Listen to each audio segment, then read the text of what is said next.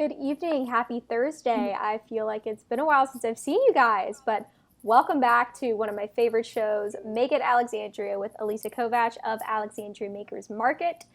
We have another awesome show for you guys tonight featuring Shivani of Chandra Designs Jewelry.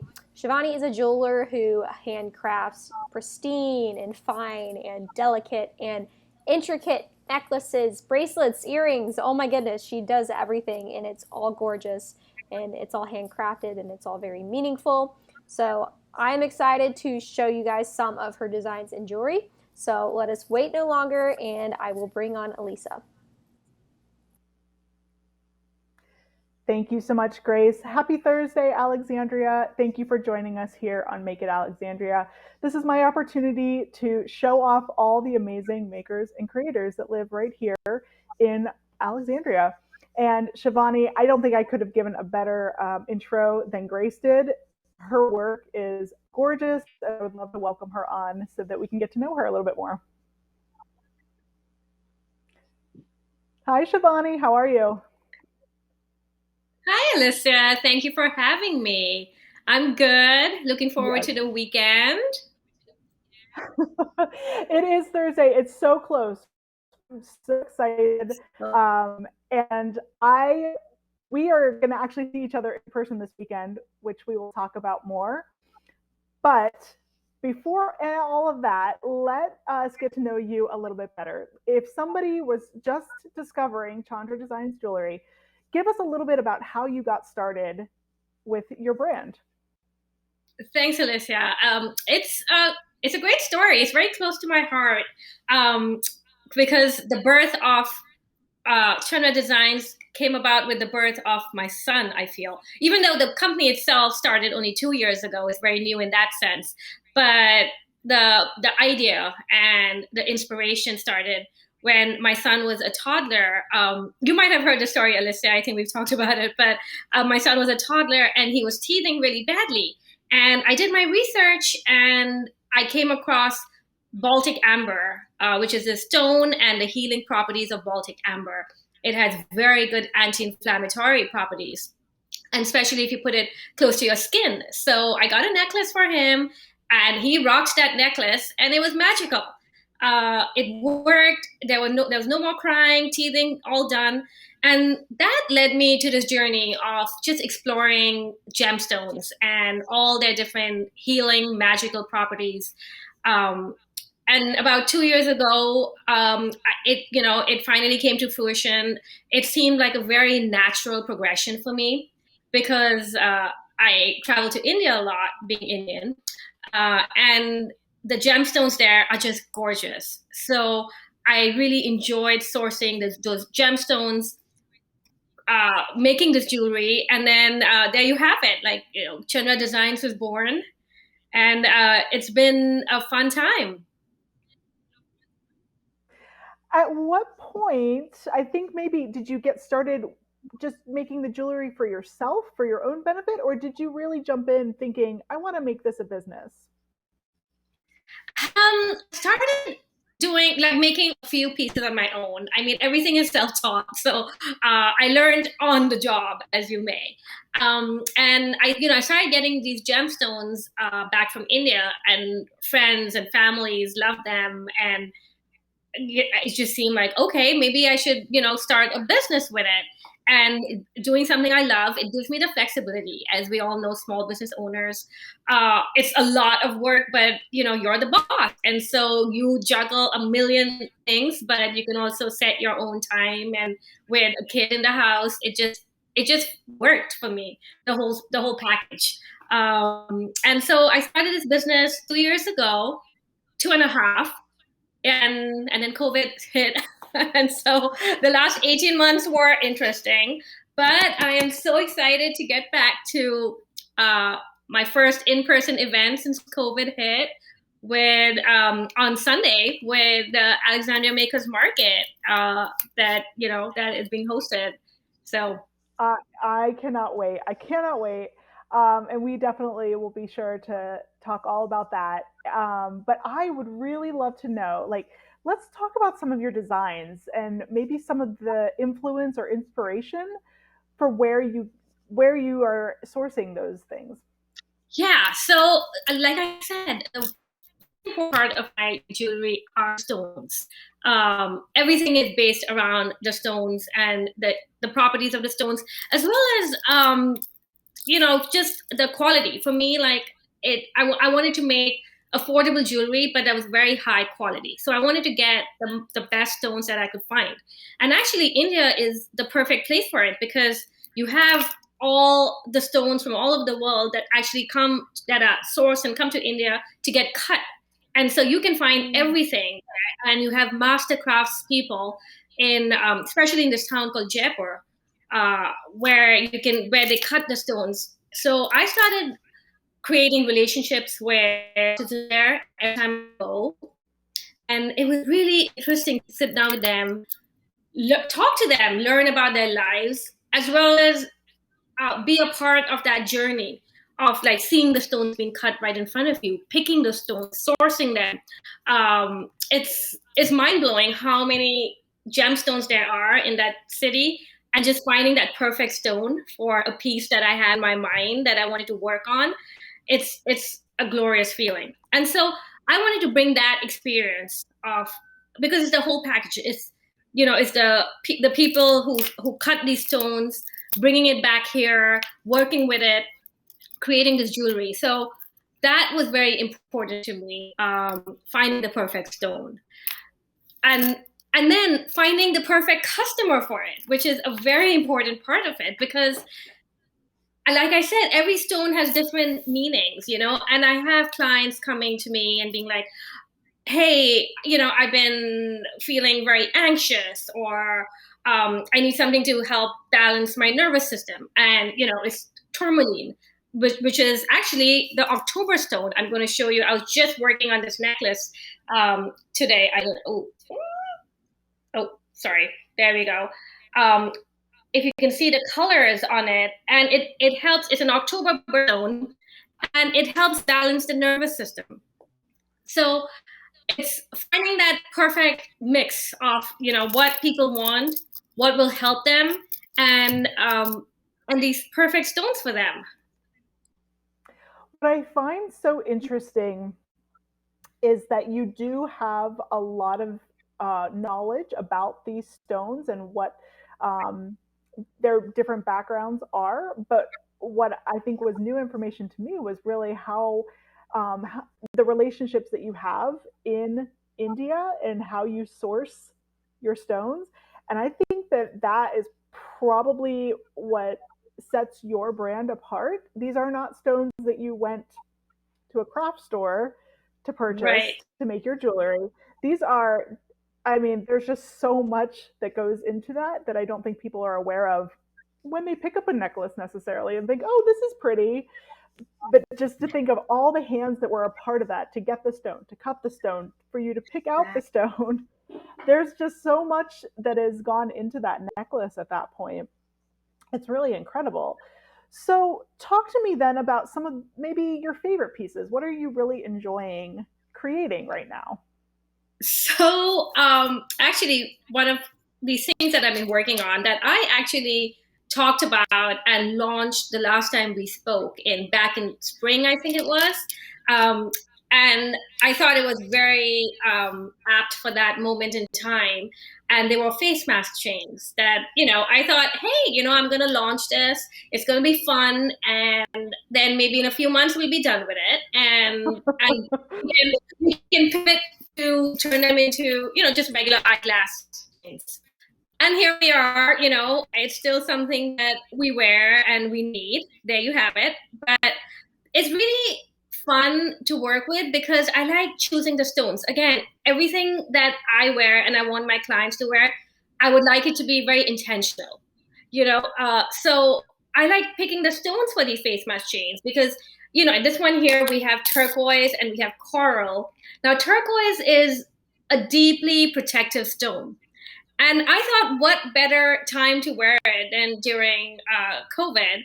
Then I feel like when I put this on, or when I want my clients to put it on, I want them to be in their little protective bubble, whatever it takes. Every little bit counts. So I'm really enjoying making these. I just found these gorgeous citrine stones that I'm going to be using for another face mask chain. And citrine promotes optimism and positivity. I mean, you see the colors, and it's such a cheerful color. This yellow that you see here. I don't know if you can see it there. So it's picking these stones, and for the market, I'm doing these fall colors that I have carnelian and garnet here.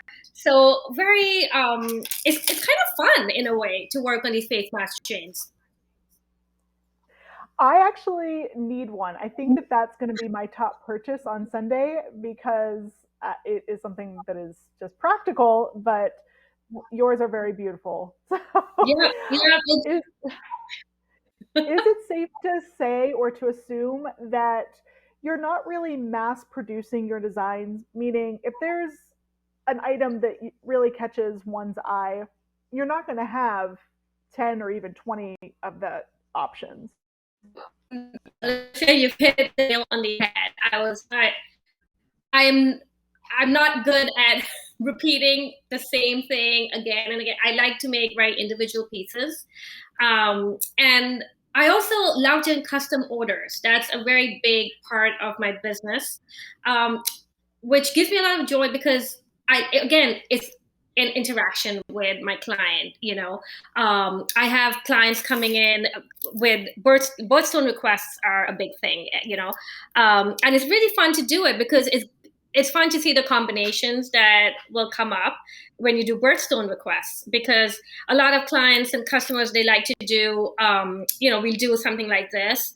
I think I sent a picture of this too if you cannot see this very clearly, but we've got like three stones here, and there you go, we've got three stones there. And and customers like to choose like two kids and one spouse or a loved one or whatever combination. And so that's a really fun custom order to do. And then again, you have people coming in who will just give me in their brief, it'll be like a color or an occasion that they want to wear the jewelry for. And that's that. And then we go from there. So they're all very individual pieces, very personalized pieces. And that's a very special part of it, I think, for me. And especially also for customers to know that this piece was custom made for me, and they're not going to be a million of them, that I might come across. Oh, I think it's so special. And, I was just sitting here thinking of all the things that you've been telling me about these different stones and how it started with the Baltic amber, and you just kind of researched the other options that you used. Right. But I was also sitting here thinking, but you probably didn't know how to put the jewelry together, when you got started. So there were kind of two situations happening. You were learning about the gems, but you were also learning about jewelry making. And would you talk a little bit about that? Is this something that you had prior knowledge of? So, no, a big fat no, actually. but, but I would, every time I'd go back to India again, I would visit Jaipur a lot, and I would watch the artisans working. And so that was a big learning experience for me. And then coming back, I started designing jewelry. I started with getting it made by artisans in India. But then I really wanted to get involved in the process. I wanted to be doing it, and so I just started wire wrapping, which is a big part of my jewelry making is wire wrapping. So the like you see in these earrings is just using wire and twisting it and using gemstones and making different combinations here. So and it's just practice and practice, and there you go, that's a perfect example of wire wrapping. um, and I really enjoyed it, and so yeah, there you have it. So I'm loving some of these examples. Grace, if we have a few more, would you flip through those for us? And Shivani, I'd love for you to just tell us a little bit more about these pieces and maybe the background behind them. so I love this combination because you have lapis lazuli, which is the bottom blue necklace, and then you have prehnite, which is the one on top. And a lot of my necklaces are perfect for layering, which I love doing, and I think it's like a really fun way to get more jewelry in without it being too much. It looks elegant. And so a lot of my jewelry is very delicate in that sense. And again, these kind of bar necklaces, they do really well with custom orders because people can just pick whatever birthstones they like, or what color combinations they'd like to work with. So these do really well, my layering pieces. And then these are my face mask chains, a whole bunch of them that I've worked on. You can see a ton of turquoise in there. As I said, it's such a protective stone, and it's also extremely striking, and it's one of my favorite stones. So face mask chains are, the top ones are a vintage copper, the bottom ones are gold plate, and all of them can be switched over to eyeglass chains. So hopefully, at some point in the future we can switch over, but until then they make really fun, handy chains for our face masks that aren't going anywhere. Those are so great. And I think what I really enjoy about your work as well is that it's very subtle, but there's a bright pop of color that really catches the eye. So it's just a very striking balance. Yeah, that's because like you said, talking about inspiration, my pieces are very inspired by the architecture that I find in Jaipur. There's a lot of intricate filigree work in, a lot of lattice work, and then on the windows and doors. So I kind of, if you see here, it's like I like to do that. There's a lot of, I don't know if you can see that. But it's just delicate work that I like to work with. And so it's that inspiration that I get from India that I bring here, and I pare it down a little bit to make the pieces very wearable, very like, because I want these pieces to be worn every day. It shouldn't just be saved for special occasions or whatever. So I pare it down for daily wear, but I do want those colors in there, in a very delicate manner. So I'm looking at the combination of your earrings and your necklace, which I assume are yours, and I was just wondering if you would tell me. I think that might be more turquoise, if I'm correct. That is turquoise, and this is like one of my first pieces of earrings that I ever made, turquoise and coral. And they have been such a bestseller. It's just that combination of blue and red. And then in these pieces, are the beads are handmade from Nepal. Actually, they're like broken turquoise pieces, and coral again, that are these very rare beads that from Nepal that I sourced. So again, this is actually one of my chunkier pieces, if you believe me, because everything else, like you've seen in the layering pieces, are very delicate. But it's something to wear for fun. That's striking, but also lightweight, because I didn't want any jewelry that's heavy, that weighs you down. I want jewelry to always be uplifting. So it's very lightweight, very wearable, and that's what I like working with. Tell me a little bit about some of the stones that we've seen. A lot of turquoise, and I believe maybe citrine.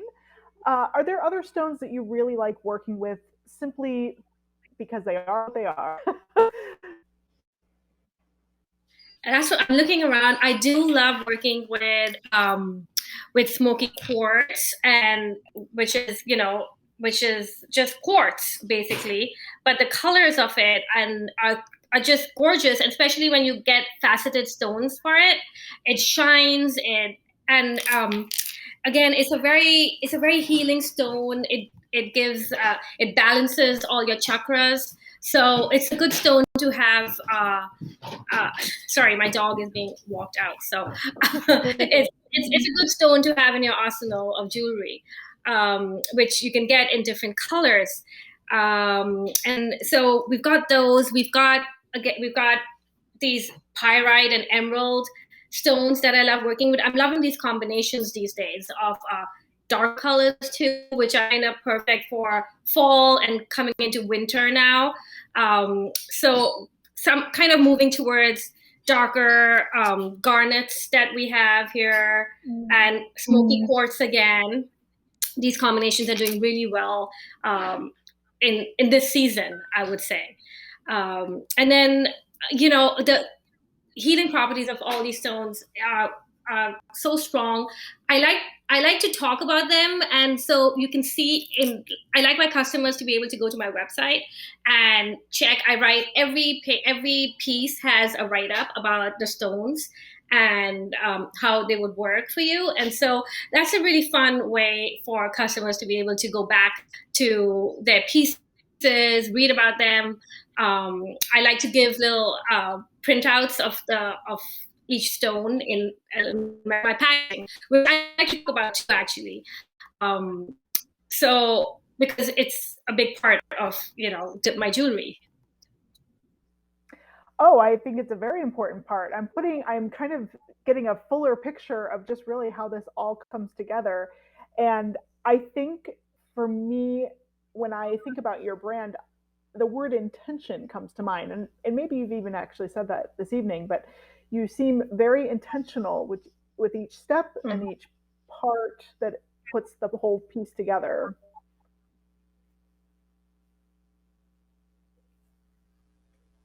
Sorry, Alyssa. I think I lost you for a second there. Oh no, not a problem. I just wanted to say that I think that your jewelry is very intentional, and that you've Right. just been very mindful about each part that has gone together to put this, you know, earrings, necklace. It doesn't matter what it is. It's just very mindful. So, which I just, again, I love the thought that is going behind each piece. Absolutely, Alyssa. That is intentional is the word I always use too, because um, it took me some time to realize that I earlier years ago I would just pick jewelry up and just wear it, just to to match it to my outfit or whatever. But after you start thinking about each stone and how it can affect you, your body, your mood, um, your personality. So it becomes very intentional what you put on your body. Just as we, according to the cosmetics we use or whatever. So be it with your jewelry. It's what you wear and how it affects you. So it's very intentional, absolutely. Um, and and the intention goes through. I try to push it through right through my business, even to my packaging. Like I was saying, I did want to talk a little bit about packaging and trying to be sustainable even there, because I mean that also is a big part of who I am, is trying to live sustainably. And so my packaging has no single use plastic. It has these cute little cloth pouches that can be used and reused. And that's what this jewelry too is like. It should last a lifetime. And so um, it's not something that you buy and then you uh, move on to something else. Oh, I think that that is one of my favorite parts. We hear that week after week on this show about how makers are really trying to be sustainable, mindful about how they source their products and how they package their products and the whole from start to finish.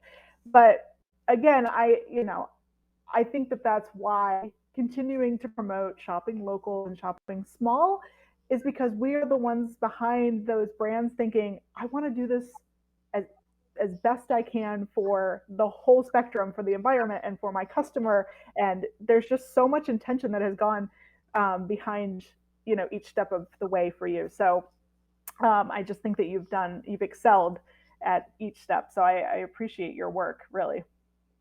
Thank you, Alyssa. Thank you so much, because that does mean a lot. And exactly what you said, like all us small business owners, like it's, especially who we are, right? Our business is who we are. And so there's so much thought that goes into it. And I feel like shopping local, shopping small is so important. Um, Especially these days, when you have big companies mass producing things. And so that's why I'm like, and that's one of the reasons I'm so excited about all these vendor events that come up, and these chances and opportunities for small businesses to showcase their works. Well, yes, that is definitely what we're all about here. And the Zebra is so good about supporting local as well. But, before we really wrap up, I would love for people, I see you have a sign in the background for custom orders. Talk to us a little bit about that and how people can get in touch with you. Absolutely. Most of my customers coming through either Instagram or my website, which is chandradesigns.com is my website, and Chandra Designs is my handle on Instagram. And so, just message me on there. My contact details are on there. And that's how we get the relationship started with custom orders, and then we take it from there. I do you can buy jewelry online on my website, and I do local pickups and drops. So all contactless these days, obviously, but I do offer that.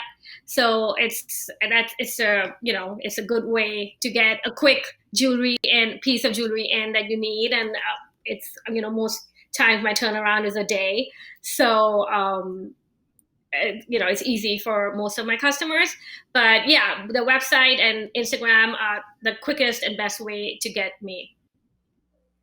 Well, that's perfect. I think that sounds like a great way. That's actually Instagram is how we connected to begin with initially. And so I, again, remain grateful for that platform and the connections that it provides. But Shivani, I am so excited to see you in real life on Sunday at our event. Grace, if you don't mind, I'll throw a little promo to that. If you don't mind putting the graphic up. Sunday, you guys, is Alexandria's Autumn Market at Port City Brewery. We are back where it all began a few years ago, and we're going to have all Alexandria-based makers. We're going to have award-winning Port City brews. You can sip while you shop. It's going to be so much fun, and Shivani's going to be there, so you should come out and see her work in person. So thank you so much, Grace, and Shivani, thank you so much for being here with us this evening. Absolutely, Alyssa. Thank you so much. And I look forward to seeing you and everybody else on Sunday. Yeah, it's going to be so much fun. And so, you guys, as we wrap up, this is, I always encourage you to shop local and shop small. Sunday is a great opportunity to do that. I hope to see you there. But as you go through your week, go and be the good news in someone's life.